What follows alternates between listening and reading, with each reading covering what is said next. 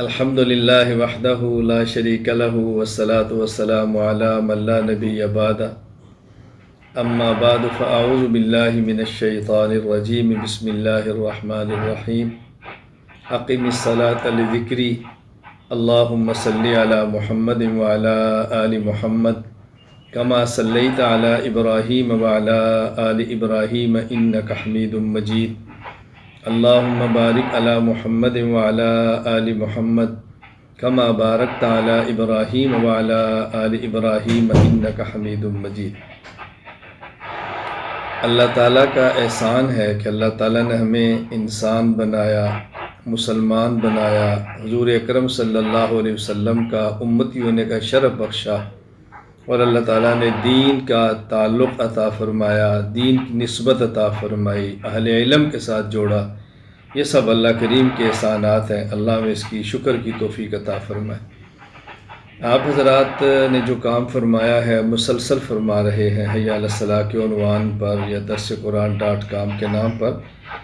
سچی بات یہ ہے کہ میں خود تہ دل سے آپ کا شکریہ ادا کرتا ہوں، اور آپ کا احسان ہے کہ آپ نے موقع فراہم کیا مجھے اور سننے اور دیکھنے والوں کو کہ ہم بیٹھ کر دین کی بات کر رہے ہیں اور دین کی بات سن رہے ہیں۔ اللہ تعالیٰ آپ کو، آپ کی پوری ٹیم کو اپنی شان کے مطابق اجر عطا فرمائے، شرور اور فتن سے حفاظت فرمائے، اور آپ کے ان اعمال کو آپ کے لیے، پوری امت کے لیے، آپ کے والدین کے لیے، اساتذہ کے لیے صدقہ جاریہ بنا دے۔ گزارش یہ ہے کہ نماز کے حوالے سے میں دو باتیں عرض کیا کرتا ہوں ہمیشہ۔ نمبر ایک، ہم نے ایک محنت کرنی ہے کہ امت کے ہر فرد کو نماز پہ لانا ہے، مرد ہو یا عورت۔ دوسری محنت کرنی ہے کہ ان کی نماز کو بچانا ہے۔ انسان اعمال پہ آتا فضائل سے ہے، اور انسان بچتا دلائل سے ہے۔ اس لیے فضائل کی محنت سے تو نماز پہ لانا ہے، اور دلائل کی محنت سے پھر ان نماز پڑھنے والوں کی نماز کو بچانا ہے۔ ہم نے یہ بات سمجھانی ہے کہ نماز کی شریعت میں حیثیت کیا ہے، رسول اکرم صلی اللہ علیہ وسلم کی مبارک محنت اور آپ کے اس کی اہمیت کیا ہے۔ قرآن کریم نے، یعنی آپ حیران ہوں گے، سورہ البقرہ کے اول رکوع میں جن اہم چیزوں کا ذکر فرمایا ہے ان میں ایک اہم چیز نماز ہے۔ اور نماز کے بارے میں اللہ تعالیٰ قرآن کریم میں یہ نہیں فرماتے کہ سلو، تم نمازیں پڑھو، بلکہ فرماتے ہیں اقیم الصلاۃ، تم نماز کی پابندی کرو۔ نماز پڑھنا کافی نہیں، نماز کا پابند ہونا ضروری ہے، اور پابندی سے مراد سارے آداب کا خیال کرنا ضروری ہے۔ حضور اکرم صلی اللہ علیہ وسلم نے نماز کو دین کی بنیاد قرار دیا ہے۔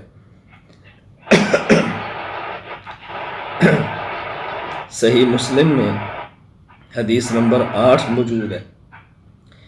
حضرت عبداللہ بن عمر رضی اللہ تعالیٰ عنہما فرماتے ہیں کہ رسول اکرم صلی اللہ علیہ وسلم نے ارشاد فرمایا، بنی الاسلام علی خمس، اسلام کی بنیاد 5 چیزوں پر ہے۔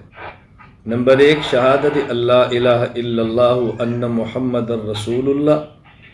نمبر 2، اقام الصلاۃ۔ نمبر 3، ایتاء الزکوٰۃ۔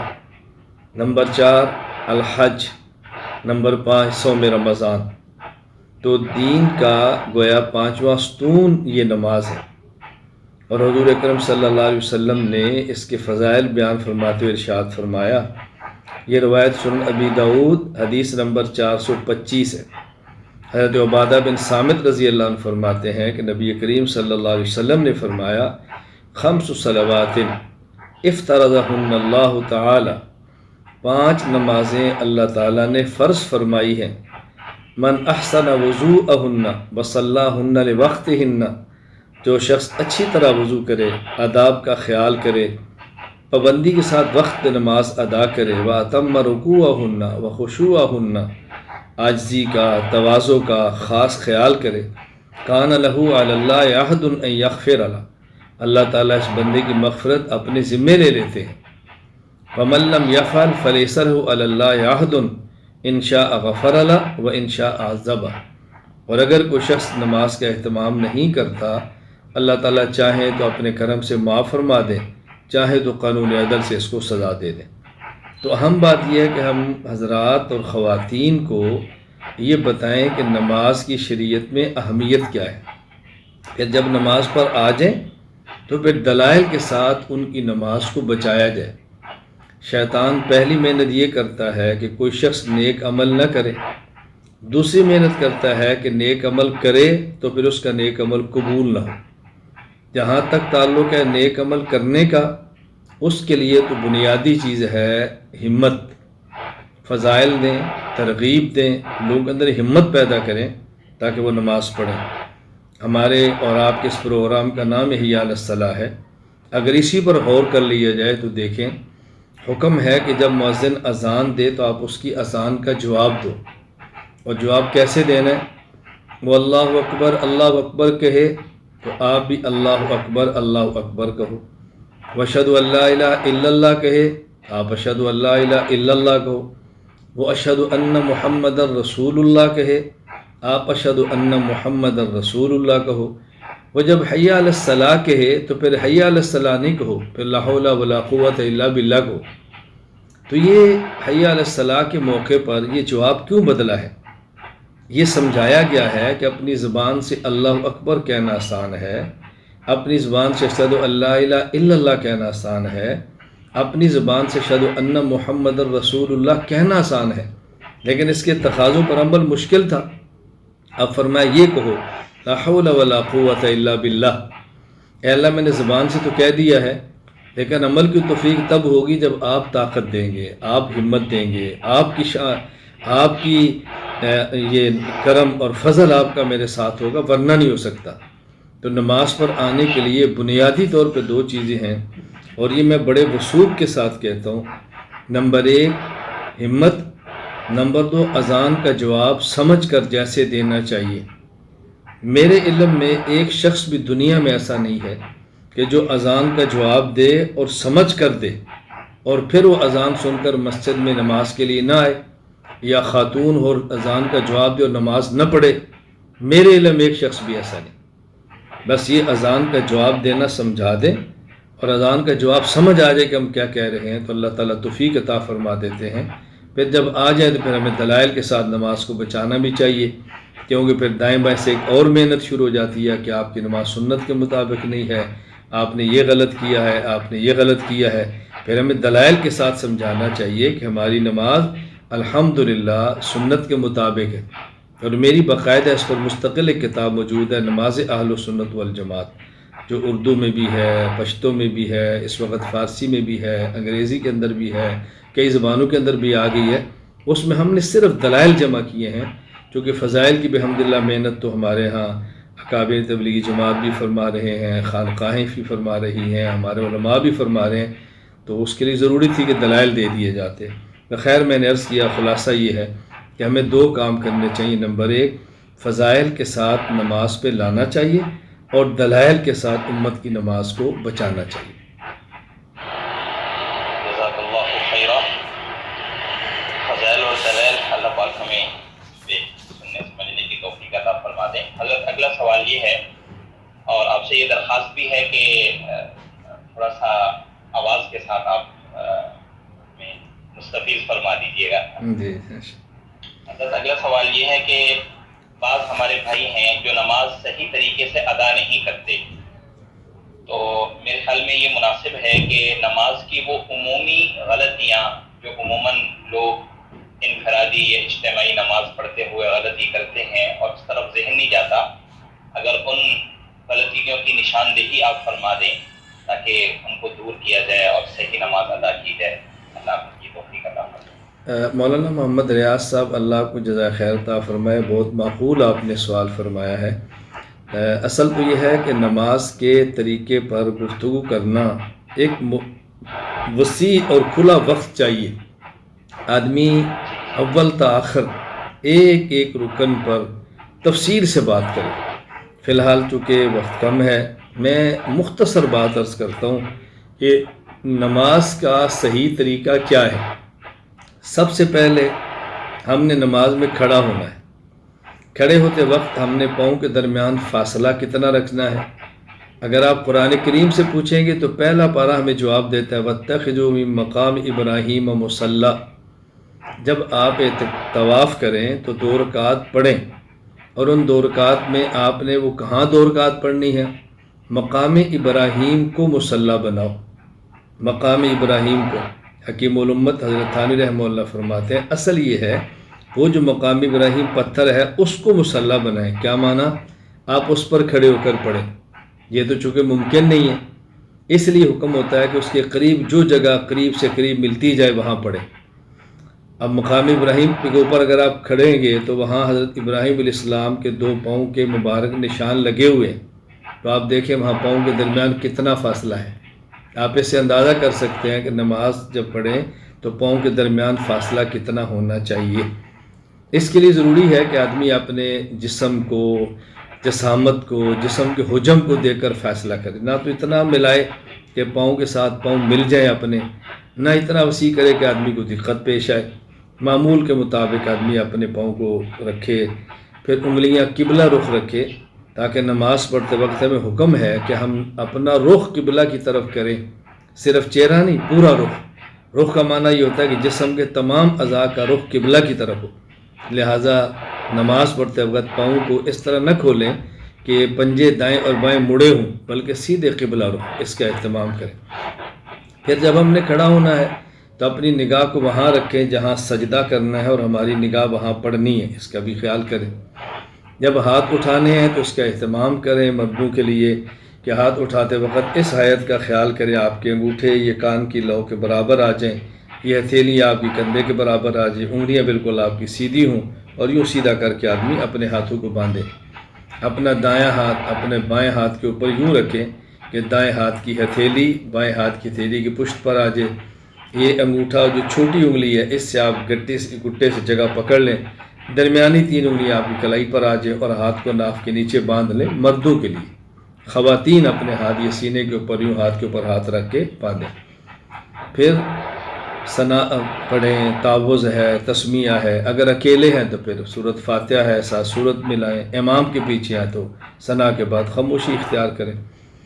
رکوع کے بعد، قیام کے بعد رکوع کرنا ہے، رکوع میں اس بات کا خیال کریں کہ بازو بالکل کھلے ہونے چاہیے، اور بالکل ایسے کہ کیفیت یوں بالکل سیدھا ہوا کہ اگر اوپر پیالہ پانی کا بھی رکھ دیا جائے تو وہ پانی گرے نہ، آدمی سیدھا بالکل ہو، آدمی کا سر بھی سیدھا ہو، سر نیچے نہ کیا ہوا ہو، اس کا خیال کرنا چاہیے۔ پھر سمع اللہ لمن حمدہ کہتے سیدھا کھڑے ہو جائیں، یہ قومہ ہے۔ اور اس کے بعد جب سجدہ کے اندر جائیں تو بس ایک اصول ذہن میں رکھ لیں کہ جو زمین کے جتنا قریب ہے وہ پہلے زمین پہ لگے، مثلا پہلے ہمارے گھٹنے لگیں، پھر ہمارے ہاتھ لگیں، پھر ہمارا ناک لگے، پھر ہمارا سر لگے۔ اٹھتے وقت بھی یہی ترتیب رکھیں کہ جو زمین سے جتنا قریب ہے وہ پہلے اٹھے، اس ترتیب پر ہم کریں۔ اور رکوع کرتے وقت اس بات کا خیال کریں کہ پہلے بالکل یوں سیدھا نیچے آئیں اور اس کے بعد یوں رکوع کریں۔ ایسا نہ ہو کہ جھکنے سے پہلے یوں اپنا سر جھکا لیں اور اس کے بعد رکوع کریں، یہ ٹھیک نہیں ہے۔ 2 سجدوں کے درمیان سجدہ جب کرنا ہے تو اپنی انگلیاں قبلہ رخ رکھیں، قصداً زور لگا کر ملائیں نہ، زور لگا کر کھولیں نہ، اپنی حالت پہ رکھیں لیکن قبلہ رخ ہو۔ پیٹ اٹھا ہونا چاہیے، فاصلہ ہونا چاہیے مردوں کے لیے۔ خواتین کا معاملہ الگ ہے، وہ کبھی اپنے موقع پر بات کر لیں گے۔ مرد یوں پیٹ کے اور زمین کے درمیان فاصلہ رکھے۔ پھر جب تشہد اور اپنی انگلیاں قبلہ کے اندر جب ہوں تو زور نہ دیں کہ جس سے انگلیوں کو تکلیف ہو، لیکن جتنا سہولت سے رخ قبلہ کی طرف ہو، اور پاؤں بالکل ایسے یوں سیدھے کھڑے ہونے چاہیے۔ اور پھر 2 سجدوں کے درمیان جو جگہ ہے جلسہ، اس میں اپنے بائیں پاؤں کو بچھا لیں، اس پر بیٹھیں، اور دائیں پاؤں یوں کھڑا کریں کہ آپ کی انگلی حتی الامکان قبلے کی طرف ہو، ایسا زور نہ دیں کہ جس سے پاؤں کو تکلیف ہو، یوں پھر سیدھا ہو کے کھڑے ہو جائیں۔ اس چیزوں کا رعایت کریں گے، آداب کا خیال کریں گے، اور سب سے اہم بات یہ ہے کہ اللہ تعالیٰ کے حضور میں ہم آئے ہیں، کپڑے صاف ہونے چاہیے، خوشبو لگی ہونی چاہیے، سر کو ڈھانپ کے نماز پڑھنی چاہیے، ادب کے ساتھ کھڑا ہونا چاہیے۔ ہم کئی بار ایسا کرتے ہیں، اللہ ہماری حفاظت فرمائے اور معاف بھی فرمائے، کہ کہیں جانا ہو تو پہلے کپڑوں میں نماز پڑھ لیتے ہیں، اور جب جانے لگتے ہیں تو کپڑے بدل لیتے ہیں۔ یہ عجیب بات ہے، ایسا نہیں کرنا چاہیے۔ نماز کے لیے کپڑے بدلنے چاہیے، نہ کہ آدمی جانے کے لیے بدلے۔ بل اس طرح اہتمام کریں اور رعایت کریں، اپنے سوچ اور فکر کو اس کے اندر رکھیں، جو پڑھتے ہیں اس پر معنی پر غور کریں کہ ہم کیا پڑھ رہے ہیں، تو انشاءاللہ نماز کے اندر توجہ بھی رہے گی، نماز کے اندر دھیان بھی رہے گا، اور انشاءاللہ خشوع خضوع کے ساتھ نماز ادا ہوگی۔ جزاک اللہ خیرہ۔ حضرت اگلا سوال یہ ہے کہ ایک حدیث بیان کی جاتی ہے کہ جو شخص جان بوجھ کر نماز کو ترک کر دے اور چھوڑ دے تو وہ کافر ہے۔ تو کئی مسلمان بھائی ایسے ہیں جو جان بوجھ کر نماز چھوڑ دیتے ہیں، ادا نہیں کرتے، تو کیا وہ اس حدیث پاک کی روح سے وہ کافر سمجھے جائیں گے؟ اس کی وضاحت ارشاد فرما دیجیے۔ دیکھیں، اصل یہ ہے کہ شریعت کے بنیادی طور پر 5 اجزاء ہیں: اعتقادات، عبادات یعنی اعمال، اخلاقیات، معاملات اور معاشرات۔ آپ تقسیم کو تھوڑا سا مختصر کریں گے تو اجزاء 3 ہیں: اعتقادات، عبادات اور اخلاق۔ اب مزید آپ اس کا خلاصہ بیان کریں گے اور نہایت اختصار سے تقسیم کریں گے تو شریعت کے اجزاء 2 ہیں: عقائد اور اعمال۔ عقائد کو آپ چھوڑ دیں گے تو بعض عقائد ایسے ہیں کہ جن کی بنیاد پہ اسلام اور کفر کا فیصلہ ہوتا ہے، اس میں عقائد میں سے ایک عقیدہ بھی چھوڑیں گے تو اسلام سے نکل جائیں گے۔ بعض عقائد ایسے ہیں کہ جن کی بنیاد پر اہل سنت اور اہل بدعت کا فیصلہ ہوتا ہے، ان میں سے ایک عقیدہ بھی چھوڑیں گے تو اہل سنت سے نکل کر اہل بدعت میں چلے جائیں گے۔ باقی رہ گیا معاملہ اعمال کا۔ اعمال کا معاملہ یوں نہیں ہے، عقیدے کا معنی ہے ماننا اور اعمال کا معنی ہے کرنا۔ ماننے اور نہ ماننے سے اسلام اور کفر کا فیصلہ ہوتا ہے، کرنے اور نہ کرنے سے فسق کا فیصلہ ہوتا ہے۔ لہٰذا شریعت کے جتنے بھی اعمال ہیں ان میں اہم ترین عمل نماز ہے۔ اگر کوئی شخص نماز کو جان بوجھ کر بھی چھوڑتا ہے تو یہ نہیں کہہ سکتے کہ وہ کافر ہو گیا، وہ فاسق ہے۔ ہاں، جو حدیث پاک میں آتا ہے، رسول اکرم صلی اللہ علیہ وسلم نے ارشاد فرمایا، یہ حدیث المعجم الاوسط للطبرانی حدیث نمبر 3348، حضرت انس رضی اللہ تعالیٰ عنہ سے مروی ہے کہ آپ فرماتے ہیں، رسول اکرم صلی اللہ علیہ وسلم فرمایا، من ترک الصلاۃ متعمدا فقد کفر جہارا، جس شخص نے جان بوجھ کر نماز کو چھوڑا تو اس نے کافروں والا کام کیا۔ اصل میں ایک ہے حدیث کو پڑھنا اور ایک ہے حدیث پاک کو سمجھنا۔ پڑھنا کافی نہیں، سمجھنا بھی ضروری ہے۔ اس لیے میں بارہا گزارش کرتا ہوں، احادیث کو صرف کتب حدیث سے نہ پڑھیں، کسی ماہر حدیث سے حدیث کو سمجھیں۔ صرف لفاظ دیکھیں گے تو غلط فہمی کے اندر مبتلا ہو جائیں گے، تو معنی سمجھیں۔ اب اس کا معنی یہ نہیں کہ جس نے جان بوجھ کے نماز کو چھوڑا تو اس نے کفر کیا، اس کا معنی جس نے نماز کو جان بوجھ کے چھوڑا اس نے کافروں والا عمل کیا ہے۔ جس طرح ہم کہتے ہیں، یار یہ شراب پینا کافروں کا کام ہے، تم مسلمان ہو کر شراب پیتے ہو۔ یہ زنا کرنا کفار کا کام ہے، تم مسلمان ہو کر زنا کرتے ہو۔ تو اس لیے اب یہ کفار والے کام ہیں جو مسلمان بھی کر لیتے ہیں۔ تو نبی کریم صلی اللہ علیہ وسلم یہ بات سمجھا رہے ہیں کہ جس نے نماز کو چھوڑا اس نے کافروں والا کام کیا ہے، یہ نہیں کہہ سکتے کہ اس نے کفر کیا ہے۔ یہاں مجھے ایک دلچسپ واقعہ یاد آیا۔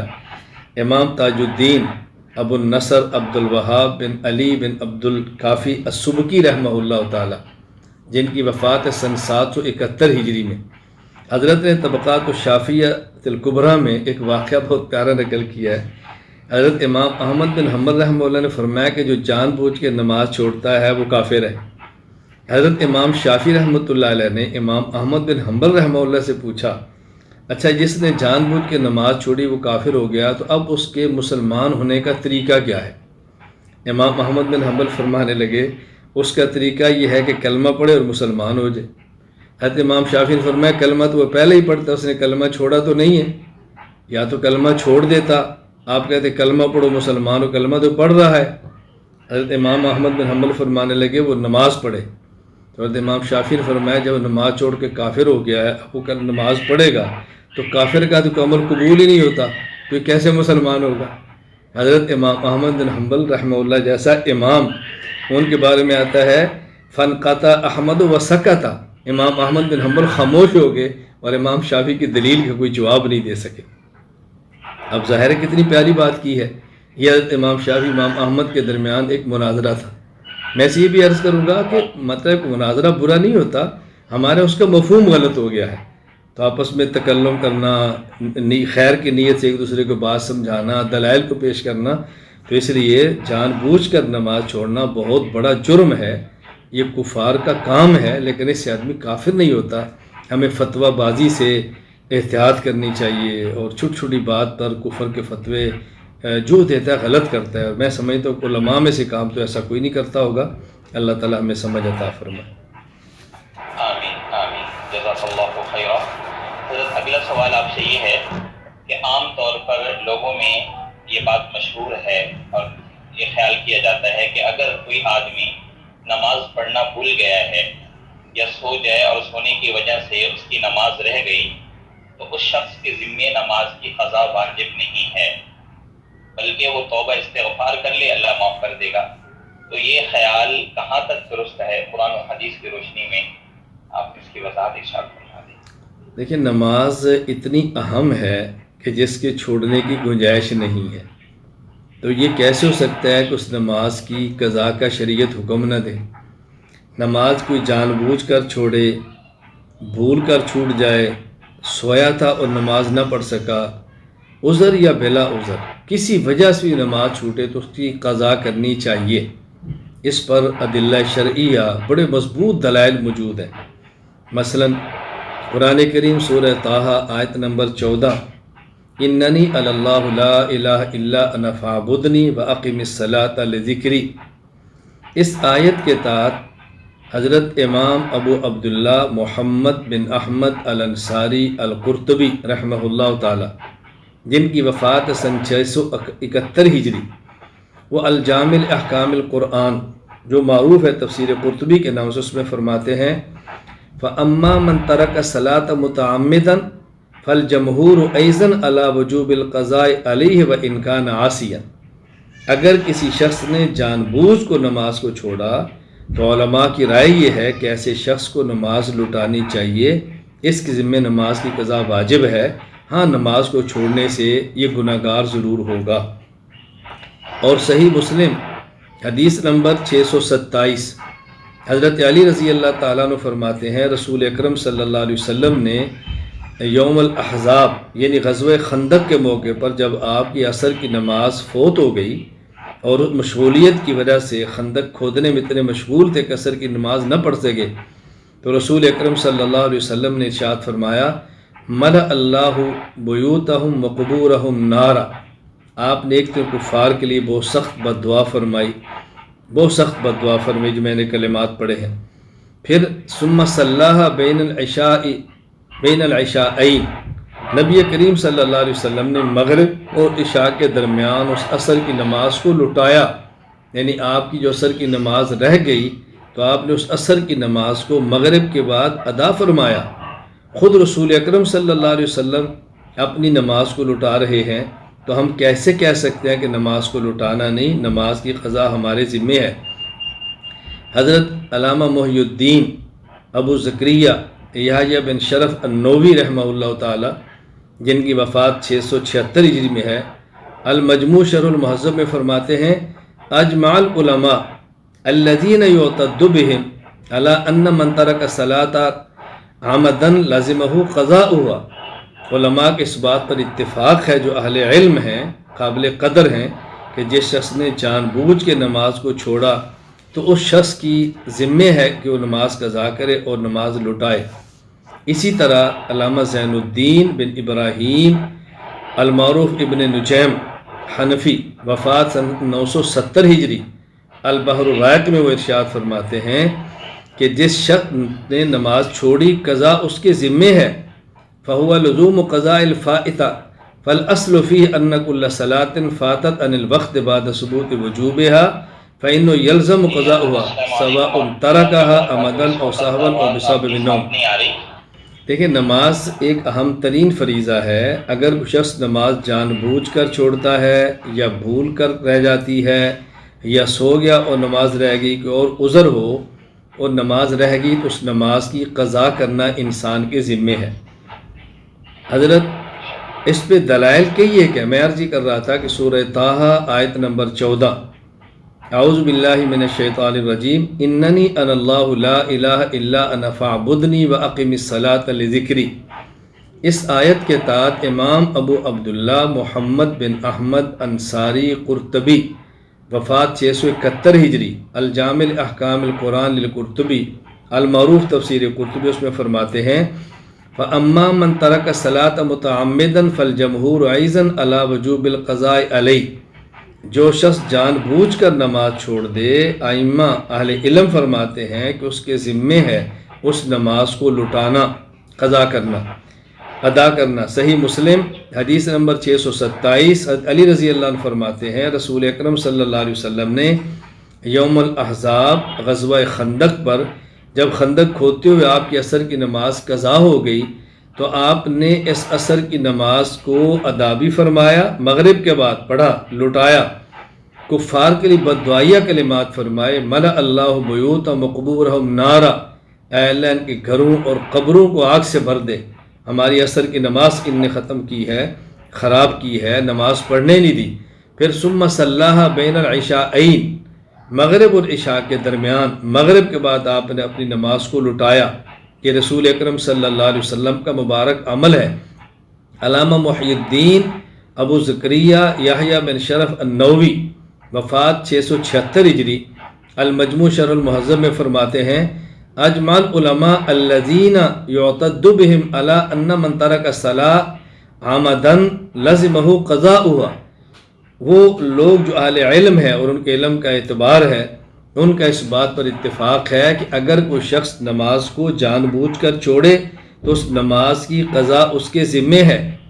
علامہ زین الدین بن ابراہیم بن محمد البارموف ابن نجیم رحمہ اللہ تعالی، ان کی وفات 970 ہجری، البحر الرائق ابن نجیم میں فرماتے ہیں اما الثانی فہو لزوم قضاء الفائتہ فالاصل فیہ ان کل صلاة فاتت عن الوقت بعد ثبوت وجوبها فیہ فإنه یلزم قضاؤها سواء ترک عمدا او سہوا او بسبب نوم، کوئی شخص جان بوجھ کے نماز چھوڑے، بھول جائے، نیند آ جائے، ہر حال میں اس کی نماز کو لٹانا ضروری ہے۔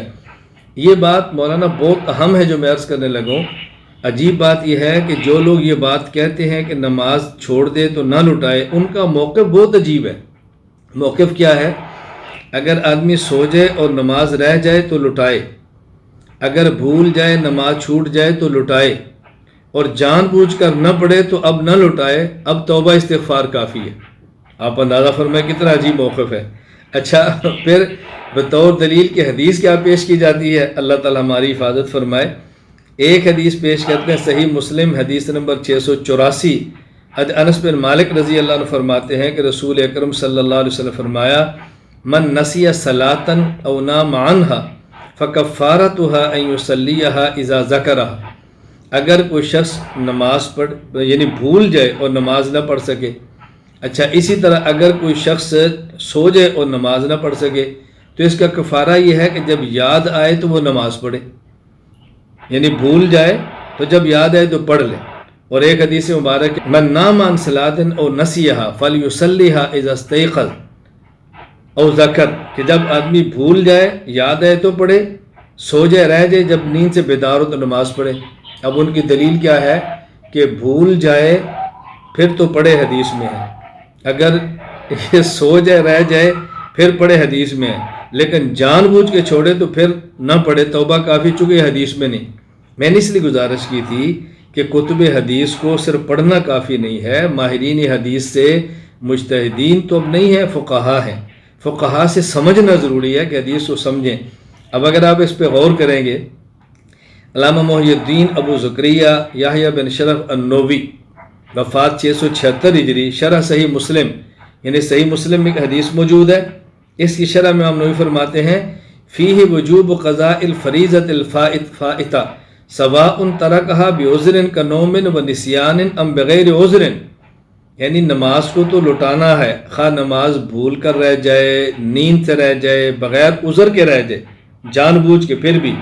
آگے فرماتے ہیں جو حدیث پاک میں قید ہے نا نسیان کی، وَإِنَّمَا قُيِّدَ فِي الْحَدِيثِ بِالنِّسْيَانِ لِخُرُوجِ عَنْ سَبَبٍ، فرماتے ہیں یہ تو حدیث میں اس لیے ذکر ہے کہ بندہ جان بوجھ کے تو نماز نہیں چھوڑتا، بھول جاتا ہے تو نماز رہ جاتی ہے، یا سو جاتا ہے تو رہ جاتی ہے۔ جان بوجھ کے بھلا مسلمان کون نماز چھوڑے گا؟ وہ چونکہ عام طور پہ نماز رہتی بھولنے سے ہے، نیند سے ہے، اس لیے نیند کا تقاضا ہے، نیند کا ذکر ہے، ورنہ ادا کرنی ہے۔ لأنه اذا وجب القضاء على المعذور فغیر اولا بالوجوب وہ من باب التنبیہ بالادنى على الاعلی۔ حضرت فرماتے ہیں کہ جب عذر کی وجہ سے نماز چھوٹے تو لوٹانا ضروری ہے، تو بلا عذر چھوڑے پھر تو لوٹانا زیادہ ضروری ہے۔ اس حدیث پاک میں جو تنبیہ کی گئی ہے کہ نماز اتنی اہم ہے جو بھول کر بھی چھوڑنے سے معاف نہیں ہے، نیند آئے سوئے ہوں تب بھی معاف نہیں ہے، اور جان بوجھ کے تم چھوڑو گے تو کیسے معاف ہوگی؟ اس میں تو اللہ کے نبی نے تنبیہ فرمائی ہے۔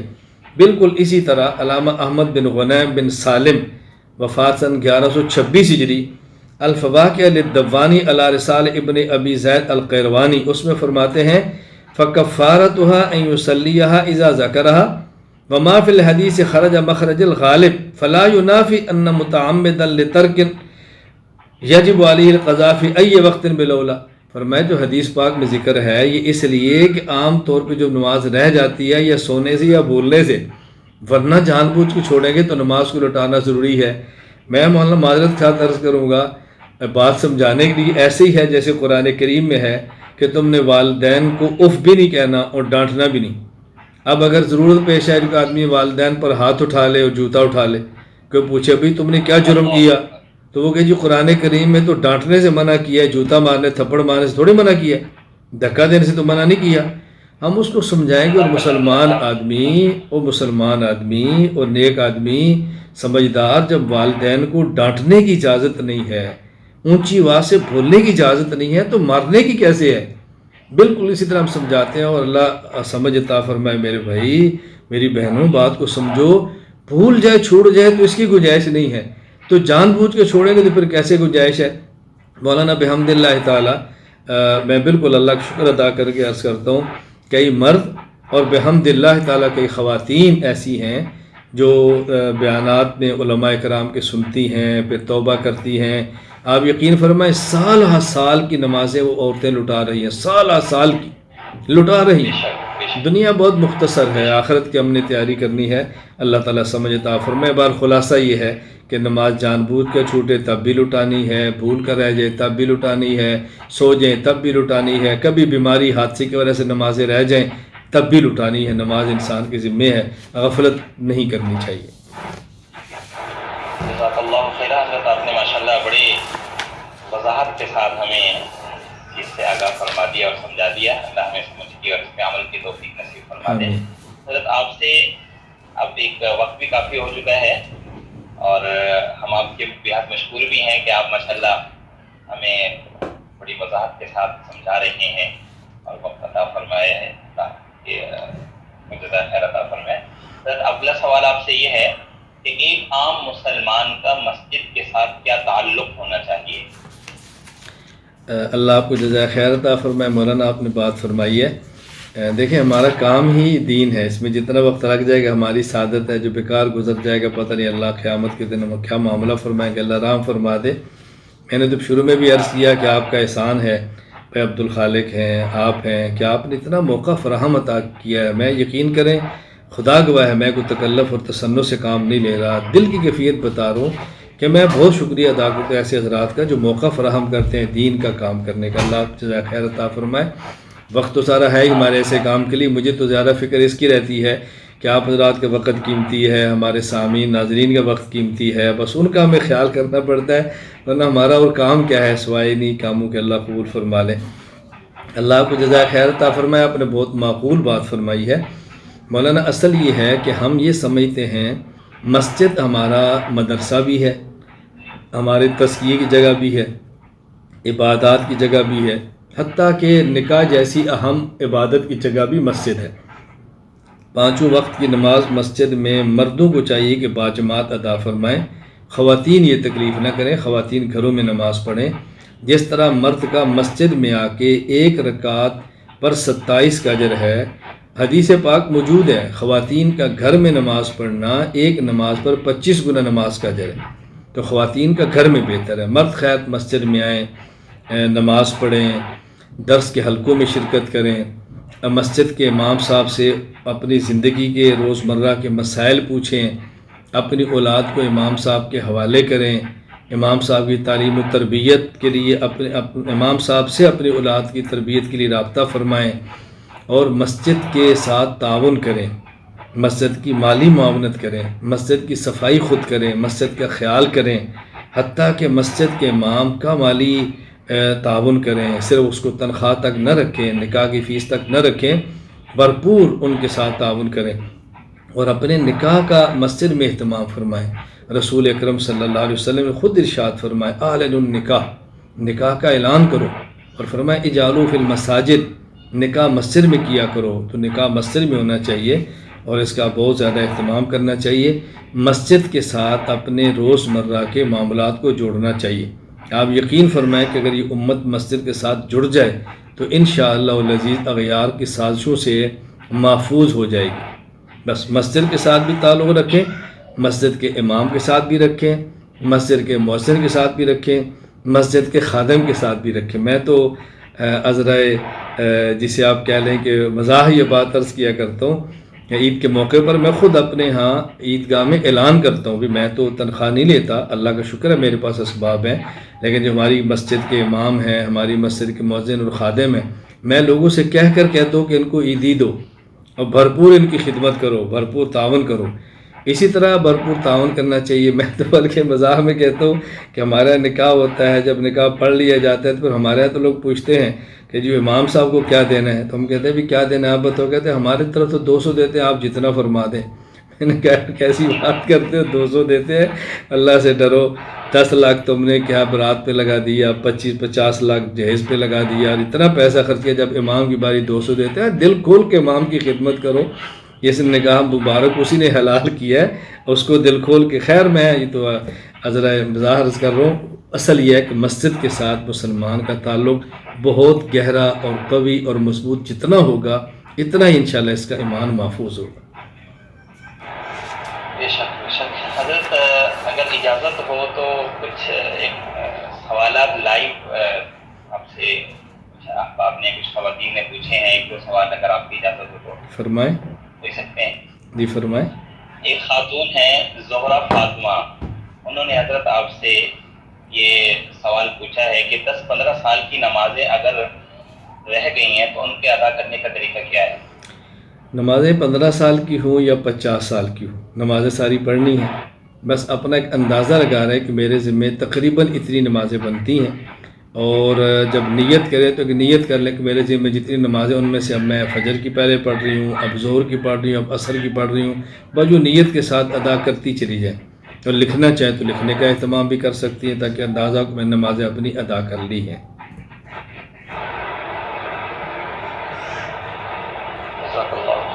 ایک سوال یہ ہے کہ عموماً سفر میں جب جاتے ہیں تو کچھ نمازیں وہاں چھوٹ جاتی ہیں، تو واپسی جب اپنے مقام پہ آئیں گے تو اس کی ادائیگی کیسی ہوگی؟ جو نماز اپنے گھر پہ رہ گئی ہے، اگر وہی نماز سفر میں قضا کریں گے تو پوری نماز پڑھیں گے، اور اگر کوئی نماز سفر میں رہ گئی ہے اور وہ گھر میں قضا کریں گے تو سفر والی 2 رکعت ہی پڑھیں گے۔ ہاں وطر ضرور پڑھیں گے، سنتیں چھوڑ دیں۔ جزاک اللہ خیر۔ حضرت آج کے ہمارے سوالات میں سے آخری جو سوال ہے اس کی طرف آگے بڑھتے ہیں۔ سر سوال یہ ہے کہ مردوں اور عورتوں کی نماز میں کوئی فرق ہے نماز کی ادائیگی میں یا کوئی فرق نہیں ہے؟ مولانا بنیادی طور پر یہ سمجھنا چاہیے کہ عبادات کی 2 قسمیں ہیں، عبادات بدنیہ اور عبادات مالیہ۔ نمبر 1 وہ عبادات جن کا تعلق انسان کے جسم سے ہے، نمبر 2 وہ عبادات جن کا تعلق انسان کے مال سے ہے۔ اب چونکہ مرد اور عورت کے مال میں تو کوئی فرق نہیں ہے، ان کے پاس پاکستانی روپیہ ہو، کسی اور ملک کی کرنسی ہو، سونا اور چاندی ہو، مال میں تو فرق نہیں ہے، اس لیے مالی عبادات میں فرق بھی نہیں ہوتا۔ ہاں جو بدنی عبادات ہے، چونکہ مرد اور عورت کے بدن کی ساخت الگ ہے، بدن کے تقاضے الگ ہیں، تو شریعت نے اس بات کا خیال کیا کہ ان کی بدنی عبادات میں فرق کیا جائے۔ میں بطور مثال کی عرض کرتا ہوں، آپ رمضان کو دیکھ لیں، رمضان کا روزہ مرد نے مکمل ماہ رکھنا ہے، خواتین نے بعض دن چھوڑ دینے ہیں روزے، وہ ان کے جسم کا عذر ہے۔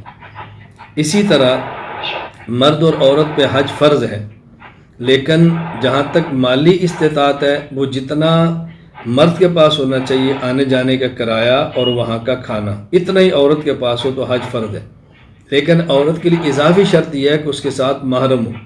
یہ اضافی شرط مرد کے لیے نہیں ہے، یہ محرم عورت کے پیسے کی حفاظت کے لیے نہیں ہے، عورت کے جسم کی حفاظت کے لیے۔ پھر جب سب سے پہلے آپ نے احرام ہے تو مرد احرام کی چادر انسلی پہنے گا، عورت نے سلے ہوئے کپڑے پہنے ہیں۔ یہ فرق بدن کی وجہ سے آیا ہے۔ لبیک اللہم لبیک تلبیہ مرد اونچی آواز سے پڑے گا، عورت آہستہ پڑے گی، یہ بھی جسم اور آواز کی وجہ سے ہے۔ پھر جب ان نے طواف کرنا ہے تو پہلے چند چکر جو ان نے کرنے ہیں رمل، یعنی تھوڑا سا اکڑ کے چلنا ہے، وہ بھی مرد نے، عورت نے نہیں، جسم کی وجہ سے۔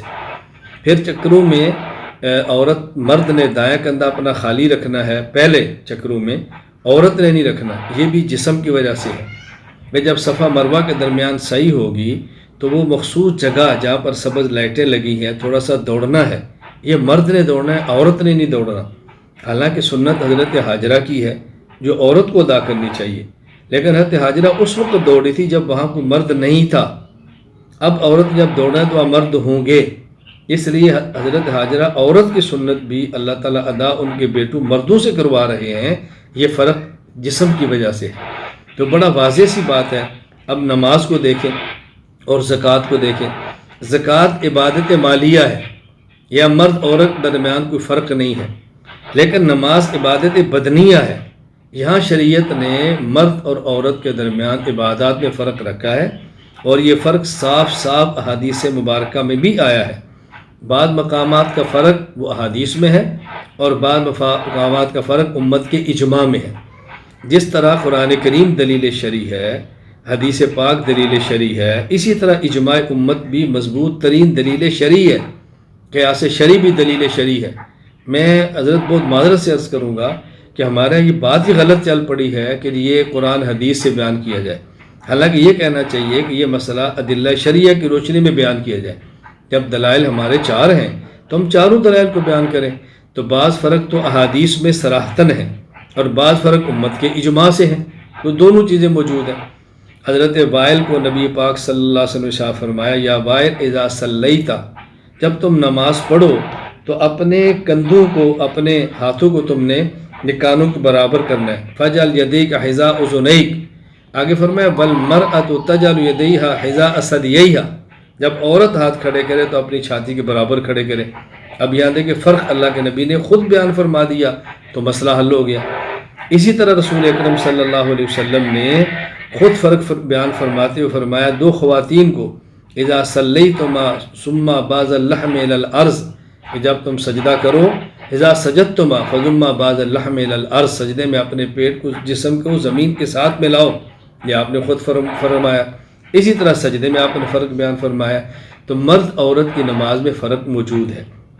جو حضرات مرد عورت کی نماز کے درمیان فرق کے قائل نہیں ہیں، ان کی بنیادی جو دلیل ہے وہ صحیح بخاری حدیث نمبر 631 حضرت مالک بن حویرث رضی اللہ تعالی عنہ سے۔ اب اگر مکمل حدیث کو سن لیا جائے تو سارے شبہات ختم ہو جاتے ہیں۔ حضرت مالک رضی اللہ تعالیٰ فرماتے ہیں کہ ہم چند ایک احباب رسول اللہ صلی اللہ علیہ وسلم کی خدمت میں آئے، وَنَحْنُ شَبَبَةٌ، ہم جوان مرد تھے، اللہ کے نبی کے پاس ہم 20 دن تک رہے، دن اور رات۔ وَكَانَ النَّبِيُّ صلی اللہ علیہ وسلم، وَكَانَ رسول اللہ صلی اللہ علیہ وسلم رحیماً رفیقاً، آپ بہت مہربان تھے۔ فَلَمَّا ظَنَّ أَنَّا قَدِ اشْتَهَيْنَا أَهْلَنَا أَوْ قَالَ قَدِ اشْتَقْنَا، حضرت فرماتے ہیں کہ جب ہم نے اپنے گھر جانا چاہا، رسول اللہ صلی اللہ علیہ وسلم محسوس فرمایا کہ ان کو گھر جانے کی ضرورت ہے، تو آپ نے ارشاد فرمایا ہمیں، اب اللہ کے نبی کے جملے سنیں، ارجعوا الی اہلیکم، اپنے گھر جاؤ، فاقیموا فیہم، وہاں تم ٹھہرو، نمازوں کی پابندی کرو، وعلموہم، ان کو دین سکھاؤ، وامروہم، اور ان کو حکم دو۔ یہ اللہ کے نبی نے کچھ چیزیں بیان فرمائی، کہتے ہیں مجھے یاد ہے، بعض مجھے یاد نہیں رہی۔ آگے فرمایا صلو کما رأیتمونی اصلی، نماز ایسے پڑھنا جیسے مجھے پڑھتے دیکھا ہے۔ 5 نمبر 6 فیضا حضرت الصلاۃ فَلْيُؤَذِّن لَكُمْ أَحَدُكُمْ، جب نماز کا وقت ہے تم میں سے کوئی ایک اذان دے۔ 6 وَلْيَؤُمَّكُمْ أَكْبَرُكُمْ، جو تم میں سے بڑا ہو وہ تمہاری امامت کرائے۔ 7 اب رسول اکرم صلی اللہ علیہ وسلم نے 7 باتیں ارشاد فرمائی ہیں۔ اب یہ لوگ کہتے ہیں، جو کہتے ہیں فرق نہیں ہے، ان کی دلیل کیا ہے؟ صلو کما رأیتمونی اصلی، کہ رسول اکرم صلی اللہ علیہ وسلم نے یہاں صحابہ کرام سے فرمایا کہ تم نماز ایسے پڑھو جیسے مجھے پڑھتے دیکھا، اور یہ خطاب آپ کو مردوں کو بھی ہے، عورتوں کو بھی ہے، لہذا مرد بھی ایسے پڑھیں جیسے اللہ کے نبی پڑھتے ہیں، عورتیں بھی ایسے پڑھیں جیسے اللہ کے نبی صلی اللہ علیہ وسلم پڑھتے تھے، ان کی نماز میں فرق نہیں۔ ان کی دلیل کی بنیاد یہ ہے۔ ہم کہتے ہیں بات سمجھنے کی کوشش فرمائیں۔ رسول اکرم صلی اللہ علیہ وسلم نے یہاں پر 7 باتیں ارشاد فرمائی ہیں۔ نمبر 1 ارجعوا الی اہلیکم، گھروں کو جاؤ۔ نمبر 2 فاقیموا فیہم، وہاں جا کر رہو، قیام کرو۔ نمبر 3 وعلموہم، ان کو دین سکھاؤ۔ ومروہم، ان کو دین کی باتوں کا حکم دو۔ 4 فلیؤذن لکم احدکم، یہ میں 5ویں چھوڑ رہا ہوں نماز والی۔ 4 فلیؤذن لکم احدکم، تم ایک اذان دے۔ آگے ولیؤمکم اکبرکم، تم میں سے جو بڑا ہو وہ امامت کرائے۔ اب یہ جو رسول اللہ صلی اللہ علیہ وسلم نے باتیں فرمائی، گھر جاؤ، وہاں ٹھہرو، سکھاؤ، حکم دو، اذان دو اور بڑا جماعت کرائے، اب یہ 6 کی چیزیں وہ ہیں جو مردوں کے لیے ہیں، خواتین کے لیے نہیں۔ یہ حکم مردوں کو ہے۔ اب ایک حکم کیا ہے؟ صلو کما رأیتمونی اصلی، تم نماز ایسے پڑھو جیسے مجھے پڑھتے دیکھا۔ بھائی رسول اللہ صلی اللہ علیہ وسلم نے تو یہاں پر 7 حکم ارشاد فرمائے ہیں، تو جب یہ باقی 6 مردوں کے لیے آپ بھی مانتے ہیں تو یہ ایک چیز آپ کیوں نہیں مانتے کہ یہ بھی مردوں کے لیے ہے؟ تو یہ اللہ کے نبی نے خطاب مردوں کو فرمایا ہے کہ تم نماز پڑھو جس طرح مجھے پڑھتے دیکھا ہے۔ اور وہ دیکھنے والے تو مرد تھے، خواتین تو گھر میں تھیں، یہ صحابہ دیکھ رہے جو ملنے کے لیے آئے تھے۔ فرمایا جس طرح تم نے مجھے پڑھتے دیکھا ہے نا، یوں جا کے نماز واپس پڑھنا، اللہ کے نبی فرما رہے ہیں۔ تو یہ حکم بھی مردوں کو ہے، خواتین کو نہیں ہے۔ اب یہ بات سمجھیں، اگر اس کو بنیاد بنا لیا جائے کہ جی سلو امر کا صیغہ ہے جو مرد عورتوں سب کو شامل ہے، تو میں ایک بات عرض کیا کرتا ہوں، اب بتائیں اگر کل کوئی خاتون پگڑی باندھ لے، اگر کوئی خاتون اپنے گریبان کھول لے، اگر وہ اپنے ہاتھ میں لاٹھی پکڑ لے، اگر وہ اپنی شلوار ٹخنوں سے اوپر کر کے بازار میں چلے اور اسے پوچھا جائے ادب احترام کے ساتھ بہن آپ نے یہ طرز کیوں اختیار کیا، اور وہ دلیل میں صحیح بخاری کی بجائے قرآن کریم پڑھ دے، لقد کان لکم فی رسول اللہ اسوۃ حسنہ، اللہ قرآن میں فرما رہا ہے کہ میرے نبی تم سب کے لیے نمونہ ہے، اور یہ حکم مردوں اور تو سب کا حضور تمہارے نمونہ کا میرے لیے نہیں ہے؟ آپ اس کو کیا جواب دیں؟ آپ اس کو پیار سے سمجھائیں گے بہن اس آیت کا معنی یہ ہے کہ رسول اللہ صلی اللہ علیہ وسلم کی تعلیمات تم سب کے لیے نمونہ ہے۔ یہ دیکھنا ہے کہ آپ کی کون سی تعلیم مردوں کے لیے ہے اور آپ کی کون سی تعلیم خواتین کے لیے۔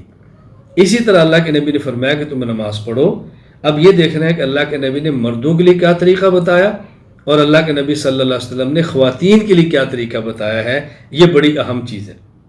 اسی طرح وہ بطور دلیل کے کہا کہتے ہیں امام بخاری رحمہ اللہ نے نقل کیا ہے کہ ام قتادہ وہ جب نماز پڑھتی تشہد میں بیٹھتی تو حدیث پاک میں لفظ ہیں کہ وہ بیٹھتی تھی جلسۃ الرجل، جیسے مرد بیٹھتا ہے نا ایسے اتحیات میں بیٹھتی ہوں۔ تو دیکھیں مرد عورت کی نماز میں فرق نہیں ہے۔ ہم نے کہا دیکھو یہ بات کتنی آدمی آرام سے سمجھ سکتا ہے۔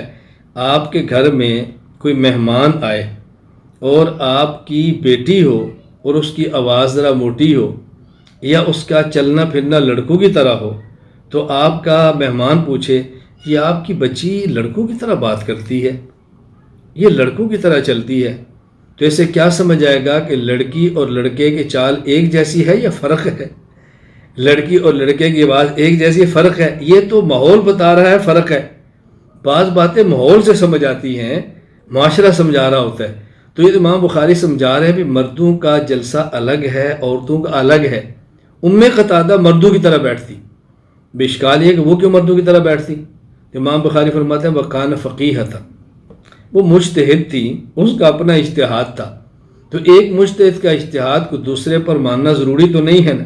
یعنی ہم عجیب لوگ ہیں، نہ اجتہاد مانے تو امام حنیفہ، امام مالک، امام شافعی، امام احمد جیسے مرد کا بھی نہ مانے، اور جب ماننے پر آ جائے اور تقلید کرنے پر آ جائے تو ام قتادہ عورت کو بھی مان لیں. پتہ ہے کیسے آدمی سمجھائے.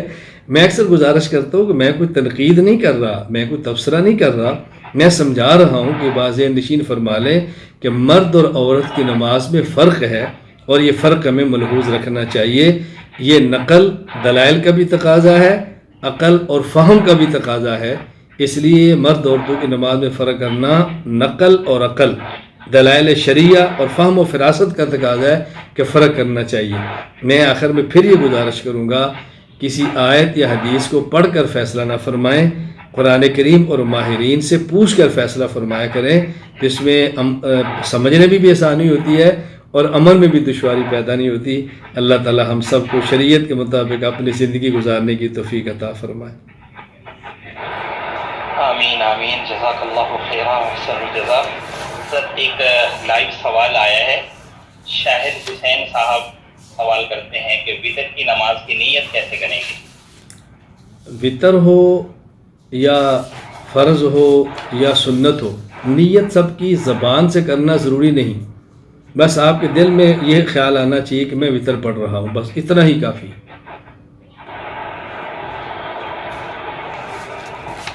جزاک اللہ خیر. حضرت آپ سے ابھی اجازت چاہیں گے. اللہ آپ سے راضی نے ہے، بڑا دین کی بات کہا. اللہ آپ سے راضی ہے. مولانا ہم خدمت کے لیے حاضر ہیں انشاءاللہ، اللہ راضی ہو جائے.